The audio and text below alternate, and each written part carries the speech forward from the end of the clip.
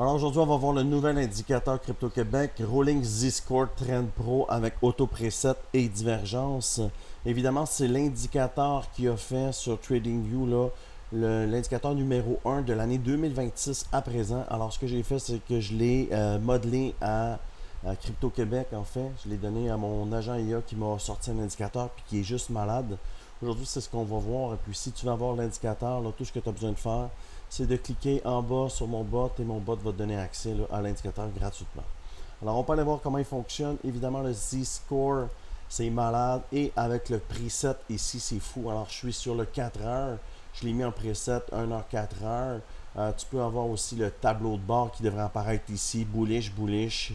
Et puis, tu peux le changer de time frame. 15 minutes pour faire du scalping, 1 heure, 4 heures pour faire du swing trade ou du daily.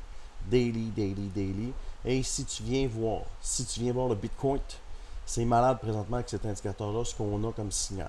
Alors, comme tu peux voir, on descend ici, on casse, boing, et on a un achat ici, et on vient faire une mèche, boing, pullback, et casse la structure, bulle, divergence, le trade est bon, on s'en va en haut sur le SpaceX.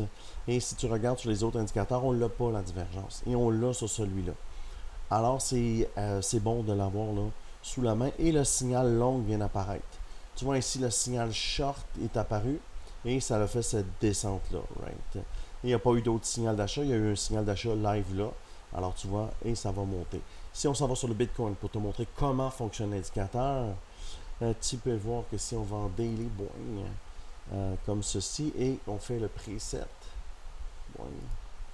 comme ceci, alors, on a une divergence haussière.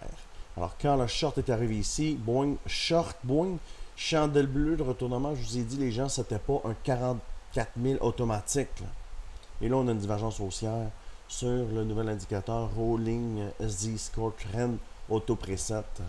Alors, il va y avoir un rebond, les gens. C'est normal. On est sur le support à 59 846. Et je l'avais dit la vidéo d'il y a 2 jours. Faites attention, chandelle de retournement, c'est possible que ce soit une divergence haussière. Je l'ai montré ici. Alors, s'il repart comme ça crée la divergence. Le Crypto-Québec Rolling Z-Score, tout ce qu'il fait, c'est qu'il est plus rapide pour capter le signal. Et tu peux voir qu'il a déjà créé sa bulle divergence là, ici sur la chandelle bleue de retournement. Boing. Alors, si tu vas voir l'indicateur, c'est gratis. Si tu veux backtester avec l'indicateur, c'est gratuit. Alors, tu peux DM Crypto-Québec. Sinon, tout ce que tu as besoin de faire, c'est cliquer dans le bas, demander au bot et le bot va te donner accès à l'indicateur Crypto-Québec Rolling Z-Score Trend Pro Auto Preset Divergence. Ça commence à être des gros noms, mais c'est ça. Alors, juste le fait de backtester avec l'indicateur, c'est juste malade.